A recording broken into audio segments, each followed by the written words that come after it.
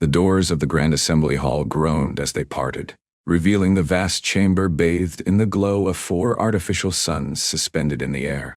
Their light shimmered against the crystalline walls, refracting into a kaleidoscope of colors that danced across the polished obsidian floor. The chamber stretched upward into infinity, its tiers of seats arranged in concentric circles, each level representing a species within the Concordium's dominion. At the center, elevated above all, stood the speaker's podium, where High Chancellor Dareth of the Verarians waited, his elongated form draped in flowing silver robes that shimmered with bioluminescent patterns, a display of his authority and the centuries of control his species had exerted over the galaxy. Ambassador Elias Varn stepped into the hall, his boots echoing faintly against the polished floor. He was unflinching, his posture upright, and his gaze steady. Around him, thousands of alien eyes, some multifaceted, others glowing with inner light, turned to watch the lone human representative. The silence that followed was heavy, broken only by the low hum of the artificial suns above. Varn's presence was a disruption to the carefully maintained order of the Concordium, and the representatives knew it. High Chancellor Dareth's voice boomed through the chamber, amplified by unseen speakers. Ambassador Varn, you stand before the full assembly of the Concordium? Do you understand why you have been summoned? His tone was formal, but the sharpness beneath it betrayed his impatience. Varn met the Chancellor's gaze without hesitation. I do, he replied, his voice clear and unwavering. And I must say, the timing is peculiar. A ripple of unease passed through the assembly. Varn's directness was not the norm. Most species would have spent the first moments of their address offering flowery salutations or deferential gestures. Instead, Varn stood with his hands clasped behind his back, a universal sign of respect, but one that also conveyed his refusal to bow. The Chancellor's bioluminescent markings flared briefly, a subtle shift that signaled his irritation. Earth's provisional membership has concluded, he said, his voice growing colder. It is time for your world to fully join the Concordium's Unity Accord. The contracts have been prepared. All that remains is your signature. Varn's lips curled into the faintest of smiles. No, he said simply. The words seemed to hang in the air, reverberating through the chamber like a thunderclap. For millennia, no species had ever refused full membership in the Unity Accord. The Concordium had built its dominance on the premise that its offer was irresistible. Access to trade networks, shared technology, and the protection of its vast fleet. A stunned silence filled the hall, broken only by the faint chirps of translation devices struggling to process the unthinkable. Then, the murmurs began, whispers in dozens of languages, color shifts among the chitinous species, and pheromone emissions from the insectoid delegates. The assembly had not expected defiance, let alone such calm, unshakable conviction from a species as young as Earth. Dareth's markings dimmed to a pale blue, a sign of his growing displeasure. You misunderstand the gravity of this moment, Ambassador, he said, his voice cutting through the noise like a blade. The Unity Accord is not a mere formality. It is the foundation of galactic stability. Without it, Earth will find itself isolated, its influence diminished, and its colonies vulnerable to forces beyond its control. Varn's smile widened slightly, though his tone remained firm. We are not so naive as to believe the Concordium's offer is purely altruistic, he replied. Earth has spent its provisional period observing, learning, and preparing. We have seen what happens to species that join the Unity Accord. Trade becomes dependency, technological progress stagnates, and autonomy is slowly eroded. We will not submit to a system that disguises control as cooperation. The assembly erupted into chaos. Some species, those that had long benefited from the Concordium's dominance, exchanged sharp glances, their appendages twitching in agitation. Others, particularly the younger civilizations that had only recently gained provisional status, whispered among themselves, their thoughts racing with the implications of Earth's refusal. Could a species truly exist outside the Concordium's framework? Could independence be more than just an illusion? Dareth raised his 4 slender hands for silence, his markings shifting to a deep crimson that signaled both frustration and warning. "This is not a negotiation," he declared. "The Unity Accord is not an invitation. It is the natural progression of membership. Earth's refusal is not only unprecedented, but also destabilizing. You are aware, of course, that the Concordium does not tolerate defiance lightly." Varn's expression remained calm. "We are," he said, "and we are prepared for the consequences." As the assembly fell into uneasy murmurs, the Chancellor's gaze lingered on Varn, his markings dimming further. The ambassador's defiance was not just a challenge to the Unity Accord, it was a challenge to the very order that had governed the galaxy for millennia.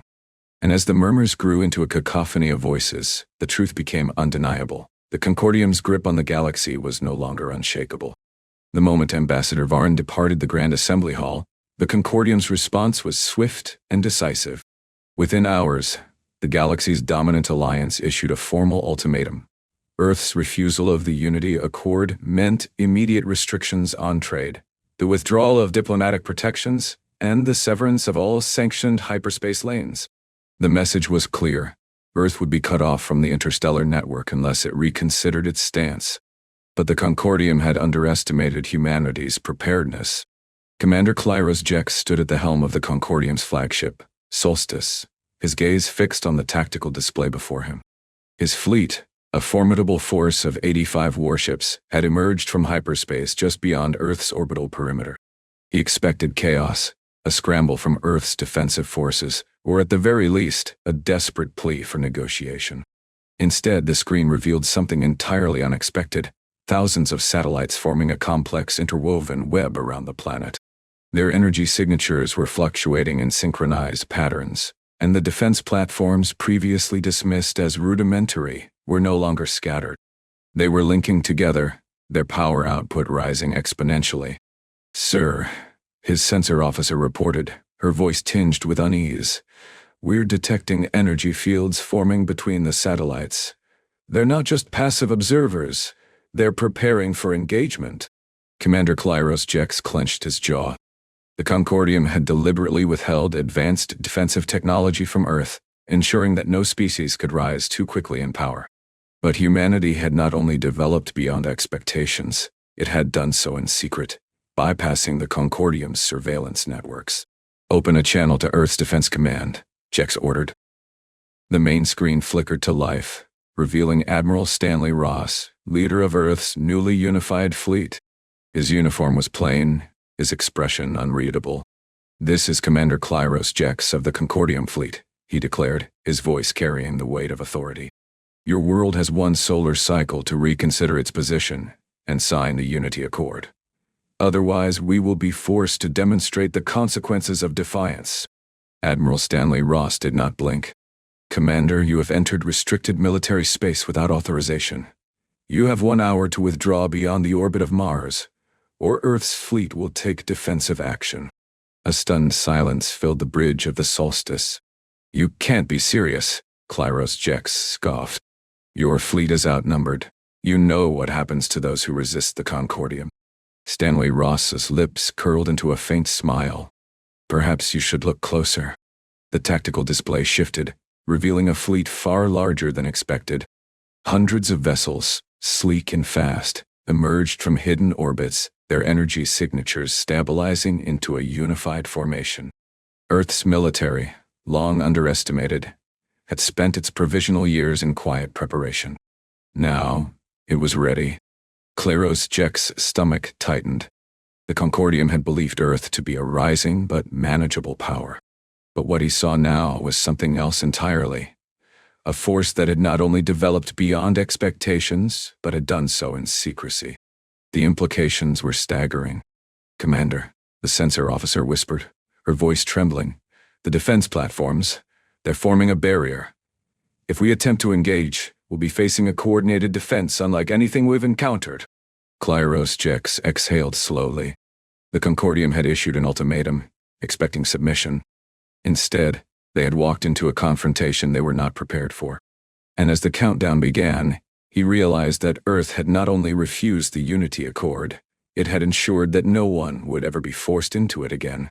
In the dim glow of her office, Dr. Mira Solon scrolled through the latest data streams from the interstellar trade networks.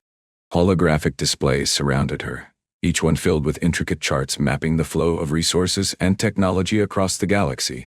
For nearly 5 months, she had been analyzing the patterns of species that had joined the Concordium's Unity Accord. And now, the truth was undeniable. She exhaled sharply, her fingers tightening around the data stylus as she pulled up a comparative analysis of the Thalzir Confederacy. Before their integration into the Accord, the Thalzir had been pioneers in energy conversion, developing systems that could harness dark matter in ways no other species had achieved.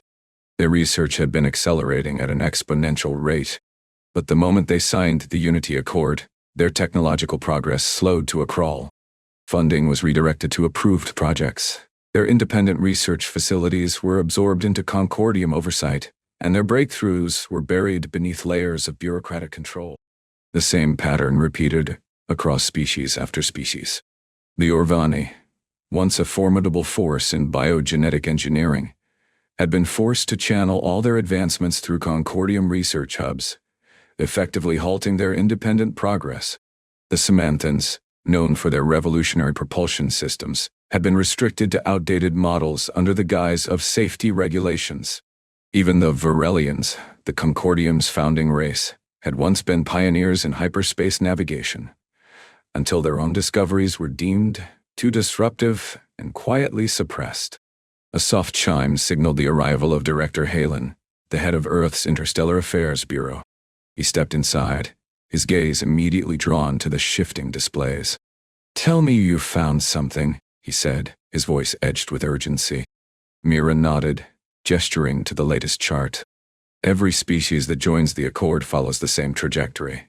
They gain access to Concordium technology, but their own innovation stalls. The Concordium doesn't just control trade. It controls progress. Halen frowned, moving closer to examine the data. This must have been happening for centuries. How did we miss it? We didn't entirely, Mira admitted, adjusting the display to show Earth's own provisional period. Our intelligence teams flagged inconsistencies in trade restrictions and research limitations. But we never realized the full scope until now. The Concordian system isn't about cooperation. It's about maintaining dominance. They ensure no species ever surpasses their control. Halen's expression darkened. And Earth? Mira tapped a command, pulling up Earth's development curve. Unlike the other species, Earth's progress had not slowed after provisional membership. In fact, it had accelerated. We kept developing our own technology in secret, she explained. Our scientists worked under the radar and our industries expanded beyond what the Concordium expected. And now we're proving that their system isn't necessary. Halen exhaled slowly, rubbing his temples. The Chancellor's reaction today, it wasn't just about trade. It was about control. They tried to isolate us, but instead, we've exposed their entire structure. Mira nodded. And it's spreading. I've detected encrypted transmissions between non-Concordium worlds. Some of them former members, others still within the Accord but watching closely. They're starting to question everything. Halen looked up, his eyes reflecting the glow of the displays. Then we need to get this information out, not just to Earth's leadership, but to every species that still believes the Concordium is their only path forward. Mira's fingers hovered over the controls. I'll prepare a report. Something even non-humans can understand. Halen gave a grim smile. Then let's make sure they see the truth. Beneath the icy crust of Titan, in the depths of the newly constructed Varelian Nexus, Representative Sira of the Thalzir Confederacy stood in the observation dome, her elongated form casting a tall silhouette against the vast expanse of space beyond the reinforced viewport. The station, a marvel of covert engineering, pulsed with quiet energy, its corridors lined with the latest advancements in human and alien technology alike. Ships from a dozen species drifted in and out of the docking base, their hulls bearing the markings of trade routes that had once been bound to the Concordium's strict regulations. Now they moved freely, exchanging goods, knowledge, and weapons without oversight. Sarah's bioluminescent skin flickered in shades of deep violet and gold, an expression of awe and apprehension. "This should not exist," she murmured, watching as an Orvanian freighter offloaded crates of bioengineered crops into a human cargo bay. "The Concordium monitors all known trade hubs. They should have discovered this place long ago." Ambassador Elias Varn stepped beside her, his gaze steady as he observed the bustling activity below. "That was the plan," he said. "We made them believe we were still dependent on their infrastructure, that we would crumble without access to their hyperspace lanes and trade agreements. But in reality, we were building something greater." Sarah turned to him, her large, multifaceted eyes narrowing. "You knew they would retaliate, that they would not accept your defiance." Varn nodded. "We expected it, but we also knew that if we stood alone, we would not last. That's why we spent our provisional period forging alliances in secret. The Thalzir, the Orvani, and the Varelians. Each of you had your own reasons for resisting the Concordium's control. And now, we're proving that there is an alternative." A soft chime interrupted their conversation, and a message appeared on the central display. "New arrival, Arcturian merchant fleet." Sarah's markings shifted to a warmer hue. "The Arcturians," she said. "They were the first to break from the Accord after Earth's refusal. Their presence here confirms that this is no longer just a human rebellion. It is a movement." Varn gestured toward a nearby terminal, where Dr. Mira Solon had already begun preparing a demonstration. "We've developed something that will change everything," he said. "If the Concordium's control over hyperspace travel is broken, their entire system collapses." Sarah's antennae twitched in intrigue. "You mean the Rift engine?"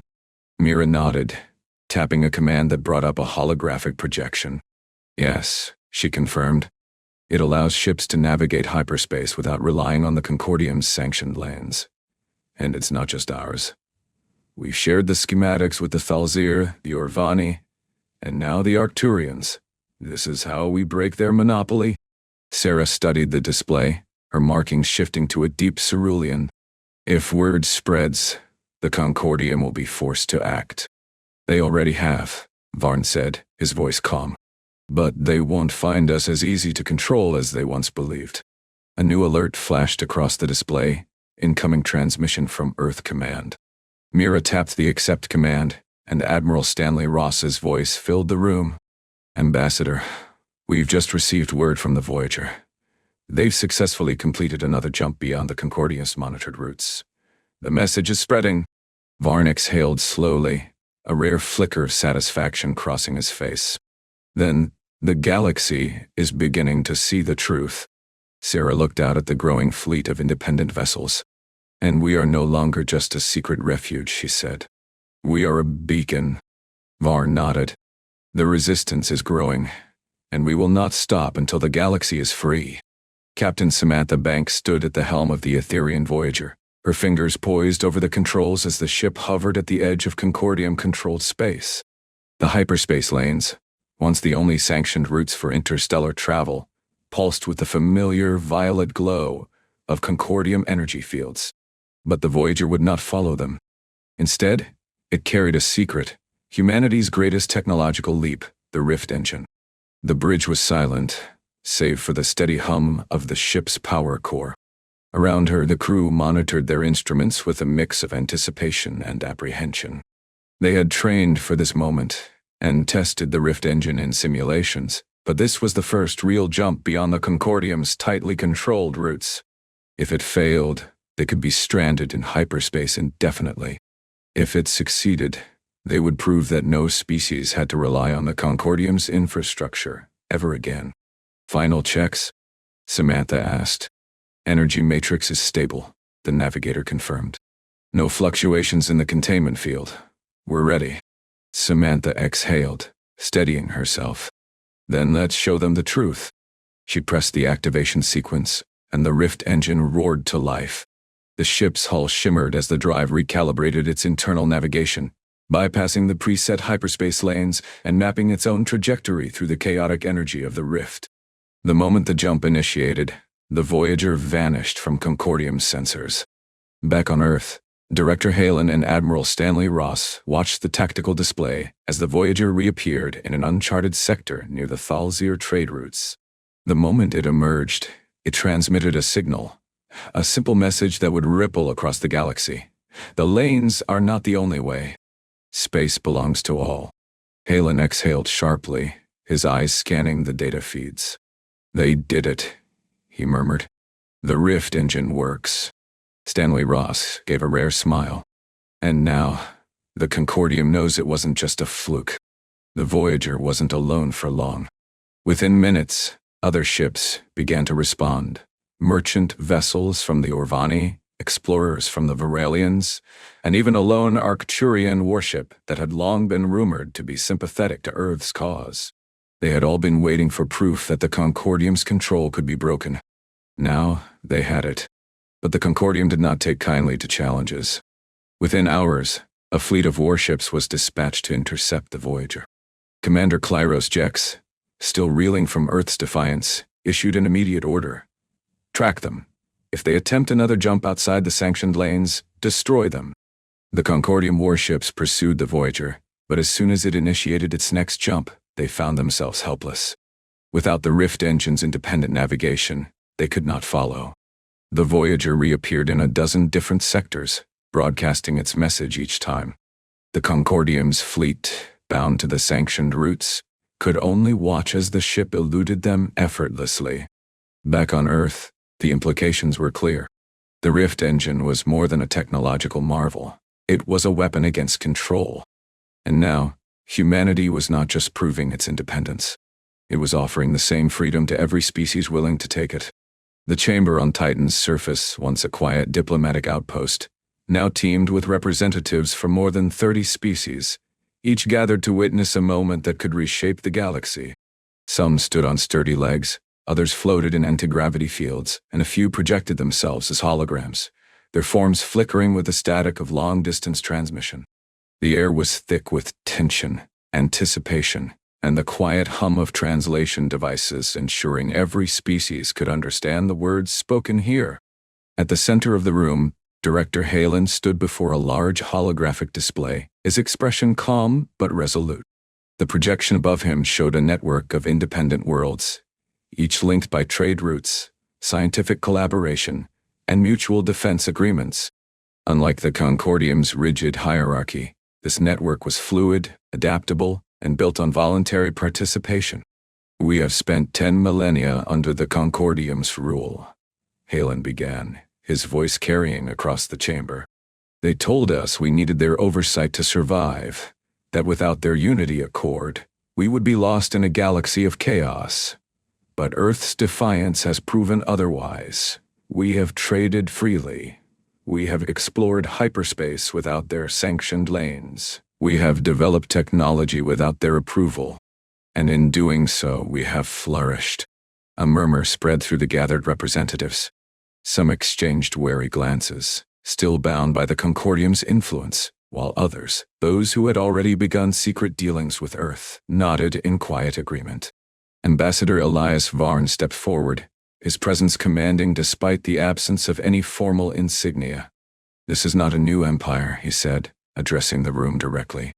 We do not seek to replace the Concordium with another system of control.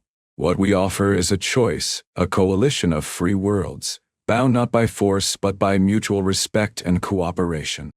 He gestured to the display, where the network of independent worlds pulsed with activity. Each world remains sovereign. Trade is voluntary. Technology is shared, not dictated. Defense is coordinated, not enforced. We do not seek to rule. We seek to ensure that no species is ever forced into submission again. Dr. Mira Solon, standing beside Halen, tapped a command on her datapad, bringing up a new projection, one that outlined the exponential growth of scientific advancements among independent worlds since Earth's refusal to join the Unity Accord. In just 1 year, she explained, the rate of technological progress across our network has increased by 600%. Trade volume has doubled, and not a single world has fallen into war or economic collapse. We have proven that independence does not mean isolation. It means growth. Captain Samantha Banks, fresh from the Voyager's latest mission, stepped forward. The Rift engine has already been shared with the Thalzir, the Orvani, and the Viralians, she said. We are preparing to distribute it to any species willing to learn how to navigate without the Concordium's control. And we are not alone in this effort. Our fleets, our scientists, our diplomats, all are working to ensure that this network expands beyond the reach of the Concordium. A representative from the Arcturian Merchant Guild raised a clawed appendage. And what of the Concordium? They will not allow this to spread unchecked. Halen met their gaze without hesitation. They will try, he admitted. But they are already losing control. Their fleet cannot track ships that do not rely on their hyperspace lanes. Their trade restrictions cannot stop species that have found new ways to exchange goods. And their influence is weakening with each world that chooses to break free. The room fell into a heavy silence. The idea of a galaxy without the Concordium's rule was unprecedented. But now, for the first time in recorded history, it was not just a dream. It was a reality in the making. The Grand Assembly Hall, once the unchallenged heart of the Concordium, was a shadow of its former self. The bioluminescent panels that once bathed the chamber in the glow of artificial stars now flickered with an uncertain rhythm, as if the structure itself mourned the collapse of the order that had governed the galaxy for millennia. The tiers of seats, once filled with the most powerful civilizations, were now partially empty. Some species had already withdrawn, their leaders choosing to align with the growing Free Systems Alliance, rather than remain part of a crumbling institution. Others, bound by centuries of tradition, still hesitated, uncertain whether to fight or to adapt. At the center of the chamber, High Chancellor Dareth stood alone on the speaker's podium, his silver robes no longer shimmering with the confidence of dominance, but instead sagging under the weight of inevitability. His bioluminescent markings, once a display of authority, pulsed in erratic patterns, his internal turmoil betraying the calm exterior he had maintained for so long. He had spent his life ensuring the Concordium's supremacy, enforcing the Unity Accord with the certainty that no species could survive outside its framework. And yet, humanity had not only survived, but thrived. Elias Varn stepped forward once more, his presence no longer that of a mere ambassador, but of a leader whose defiance had ignited a revolution. Behind him, Admiral Stanley Ross and Dr. Mira Solon stood as silent witnesses to this moment, their expressions composed but their eyes betraying the gravity of what was about to unfold. Dareth's voice, when he finally spoke, was quieter than before. "You have done what no species has done before," he admitted. "You have broken the foundation upon which the Concordium was built, and now the galaxy watches to see what you will do with that power." Varn met his gaze without hesitation. "We do not seek to rule," he said. "We seek to offer a future where no species is bound by the fear of control. The Concordium was never about unity. It was about dominance, and now the galaxy sees that truth." He gestured toward the hall, toward the remaining representatives. "The Concordium's influence is fading. Some of you have already begun trading with the Free Systems Alliance in secret. Others still cling to the old order, but you know, deep down, that it is no longer sustainable." A murmur ran through the chamber, growing into a wave of uncertainty. Some representatives, those who had long benefited from the Concordium's rule, exchanged wary glances.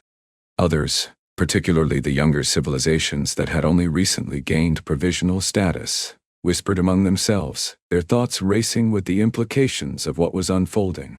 Then, a voice cut through the uncertainty.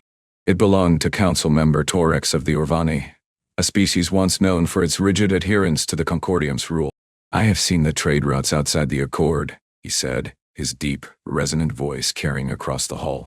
"I have seen species once bound by your restrictions now flourishing. You told us we needed the Unity Accord to prevent chaos.